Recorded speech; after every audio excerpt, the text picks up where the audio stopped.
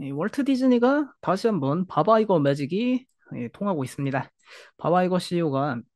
2005년에 취임하셨다가 이제 2020년 팬데믹 직전에 퇴임을 하셨죠. 그 다음에 이제 밥 차팩 CEO 체제에서 주가가 참 많이 힘들어져서 이 바바 이거 CEO가 다시 돌아온 건데, 바바 이거 CEO가 돌아온 이후로 그리고 이 디즈니 현대 디즈니를 15년 가까이 진짜 디즈니를 뭐 마블도 인수하고 뭐 폭스도 인수하고 루카스 필름도 인수하고 엄청 키웠던 인물이다 보니까 이 전설적 경영인이 다시 돌아와서 현재 턴어라운드를 주도하고 있습니다. 그리고 이 바바이거 CEO가 현재 턴어라운드를 주도하는 과정에서 결국 이 이사회를 다시 또 재편하는 그런 이슈가 있는데, 행동주의 투자자 넬슨 펠츠의 트라이언 파트너스가 거의 작년 초부터 이분은 디즈니에 계속 그 행동주의 투자를 시도하고 계시죠. 그래서 작년 연말 또 올 초 돼서도 이걸 더 이제 박터지게 하려고 하고 있는데, 그러니까 다가오는 4월에 연례 주주총회 거기서 디즈니 이사회 투표가 있다 보니까 이 넬슨 펠츠 트라이언 파트너스에서 여기 오늘 디즈니 재건 계획 리스토어 더 매직이라는 리포트를 내놓으면서, 이게 133페이지 분량의 프레젠테이션인데 여기서 이제 디즈니를 어떻게 재건해야 되고 이사회를 어떻게 꾸려야 하는지 그에 대한 방안들을 엄청나게 내놓았습니다. 그러니까 다가오는 4월 3일 날 디즈니 연례 주주총회에서 이제 이사회 표 싸움을 들어가는데, 결국 이 행동주의 투자자 말을 현재 경영진이 안 듣는 거다 보니까 결국 이사회 장악하기 위해 표 싸움에 들어가는 겁니다. 이 리포트를 조금 보았더니 이 넬슨 펠츠 이 행동주의 투자자 이 할아버지께서 주장하시는 바는 현재 디즈니의 이사회 주요 멤버는 디즈니 주주들을 위해 일하는 이사회가 아니다라는 평가 있었습니다. 가장 큰 이유를 보니까, 그러니까 디즈니 기업을 위하고 또 주주들을 위하면은 좀 절실한 사람들이 앉아 있어야 되는데, 이사회 주요 멤버를 보니까 나이키, 룰루레몬, 오라클, GM CEO, 그러니까 이사회에 한 10명에서 13명 정도 있는데 이 중에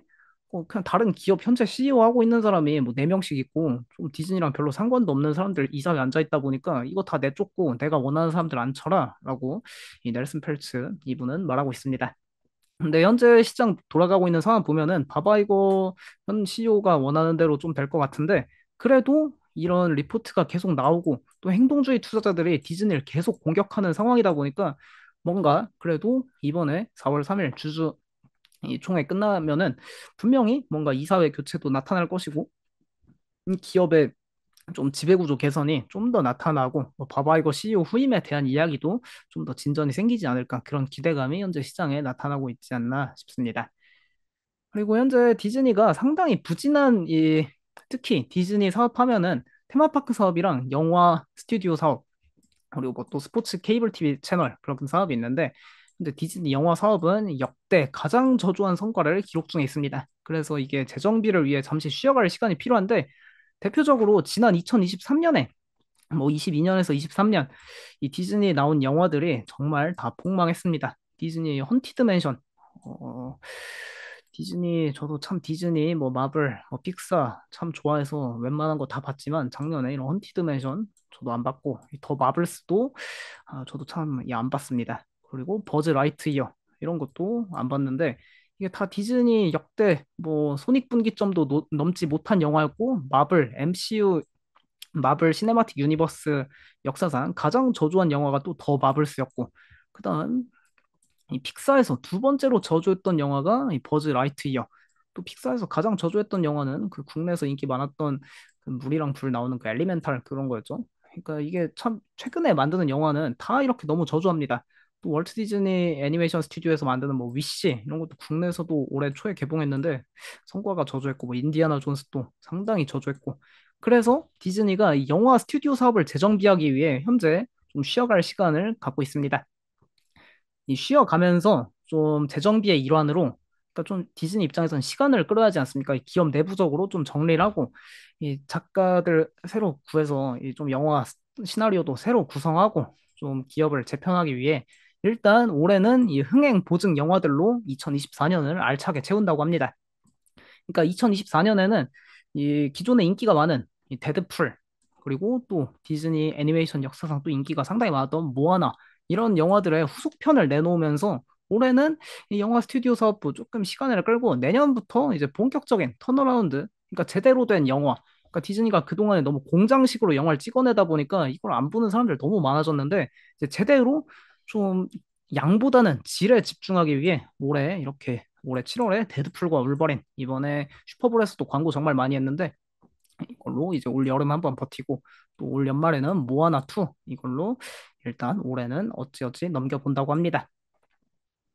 그리고 디즈니 영화 스튜디오 사업부 이렇게 좀 2024년만 보내면은 25년부터는 좀 새롭게 뭔가 로드맵을 내놓을 거란 기대감이 있음과 동시에 디즈니 플러스도 올해 2024년에 흑자 전환 기대감이 상당히 높아져 있습니다. 이 디즈니 플러스 사업부가 여태까지 계속 적자를 보고 있는데 이게 현재 손익분기점에 거의 다 도달하는 상황이고 그다음 또 올 여름부터 계정 공유 단속 관련한 이 메일을 이제 사용자들한테 보낸다고 하니까 뭐 넷플릭스처럼만 된다면은 계정 공유 단속 효과가 생기면은 좀이 손익분기점 넘지 않을까 싶네요. 그리고 또 3월 15일자로는 이 테일러 스위프트 에라스 투어 영화 관련한 게 디즈니 플러스 올라가니까 이것도 기대감이 있는 상황이고 최근에 그 갑자기 연예인 이름이 떠오르지 않는데 그 에스파 카리나고 그 뭐 열애설이 나신 그 분이 여기 디즈니 플러스 뭐 드라마 한국 거 출연하신 주연 배우 맡으신다 해서 그런 것도 조금 마케팅 효과가 국내에서도 있는 걸로 알고 있습니다. 근데 이렇게 또 영화 스튜디오 사업이랑 DTC 그리고 디즈니 플러스 사업도 턴어라운드 기대감이 있는 상황인데 현재 그래도 가장 어려운 거는 미국 테마파크 사업부입니다. 디즈니 실적 발표 때 보면은 테마파크 사업부가 뭐 잘 되고 있는 것처럼 보이지만 인터내셔널 부분, 그러니까 파리, 상하이, 홍콩 지역에 있는 디즈니 테마파크는 정말 사업이 잘 되고 있는 게 맞는데 미국 테마파크에서는 미국인들에게 외면받고 있습니다. 가장 중요한 게 미국 테마파크인데 현재 2019년, 22년, 23년 이 디즈니 계속 그러니까 시간이 흐를수록 디즈니 테마파크의 대기 시간이 짧아지고 있습니다. 대기 시간이 짧아진다는 거는 결국 사람이 그만큼 안 오고 있다는 거죠. 이게 디즈니 플로리다에 있는 매직 킹덤, 뭐 디즈니 epcot, 디즈니 애니멀 킹덤 다 마찬가지고 그 LA에 있는 할리우드 디즈니 할리우드 스튜디오도 이게 2023년 대비해서 23년에 진짜 이게 계속 감소하고 있는데 방문객이 이 문제를 해결하기 위해 디즈니에서 향후 10년간 테마파크 그리고 크루즈 사업에 600억 달러 투자 예정이랍니다. 지난 10년에 난 투자했던 때 이제 2배 가량 훨씬 많이 투자하는 거고 이게 투자를 하면서 이제 테마파크에 다시 사람들을 좀 불러 모으겠다 그런 전략이 있는 거고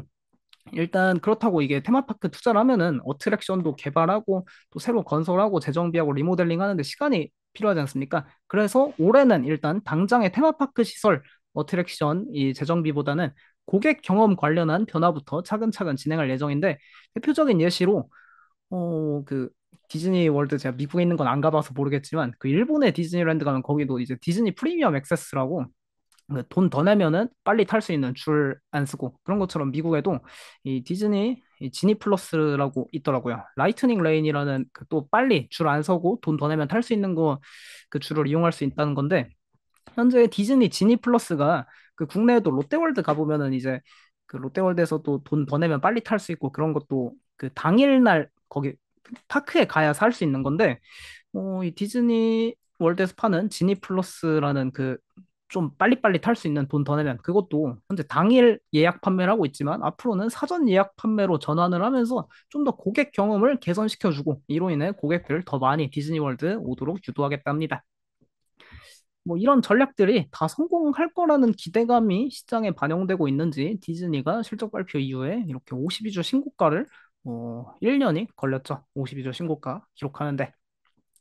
그 디즈니 월봉으로 보면 여전히 10년 전 주가 수준 보여주고 있는데 그래도 이 52주 신고가를 현재 경신했습니다. 상당히 고무적이네요.